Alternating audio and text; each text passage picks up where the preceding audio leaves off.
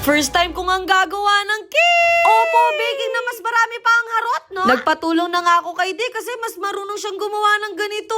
Isi-celebrate kasi namin ngayon yung 11 million followers ko dito sa Facebook. At sana dumami pa tayo! Kaya naman, from this to this.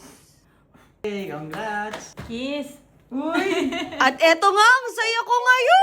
Isipin nyo, aabot tayo ng 11 million followers dito sa Facebook. Yung dating gumagawa pa ng dami account para madagdagan ng followers. Ngayon, marami na tayo supporters, no? Sobrang swerte nga natin ngayon kasi nagka-araw na rin. May bisita nga akong dadating ngayon. Opo, sa kanila pa ako nagpabili ng pagkain. Sa nakikita ko, parang hindi na sila masaya. Sabi ko sa kanila, pagbigyan nila ako ngayon kasi 11 million naman tayo ngayon. Kaya walang choice si Di ngayon kundi sasamahan niya ako sa paggawa ko ng cake!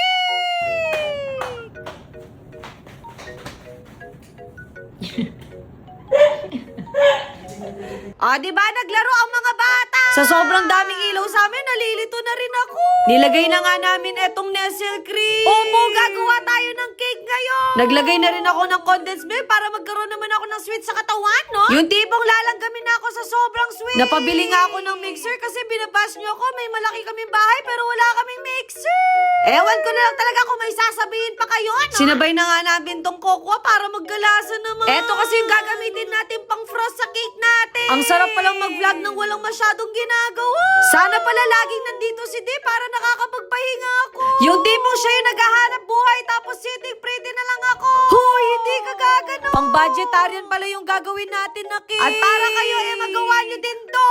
Hindi na rin to kailangan i-bake kasi di ko pa alam gamitin yung oven namin. Siguro next year na yan magagamit, no? Naglagay nga kami ng konting oil dito sa pan. Para naman hindi magdikit yung fudgy bar dito, no? Naalala ko tuloy noon, gumawa ako ng cupcake. Akala ko yung microwave at oven ay iisa lang. Kaya nung pinainit ko sa microwave, nasunog lang yung ginawa ko. Kaya simula nun, hindi na ako umuli. Nilagay na nga namin yung pinang-mekos namin kanina. At sana talaga maging successful to kapag tinanggal namin mamaya. Natatakot nga ako kasi baka pag tinanggal namin dito sa pan, magkahiwa-hiwala. Kaya sabi ko kay Chawat, mag-ready siya kasi siya ang sisisihin ko. At eto na nga yung moment of truth. Sige, okay lang, okay lang. Okay lang yan. Okay lang. Opo, tumayo yung cake natin. Akala ko talaga mapapahiya ako sa inyo, no? Kaya sa mga professional na nagbibig dyan, huwag nyo kaming i-bash kasi first time pa lang namin. Kapag natuto talaga ako, panggagawa ko kayong lahat. Naloka nga ako kay Di kasi pinaglaruan niya pa yung ref namin. Sa susunod, sa ref naman niya tayo kakato.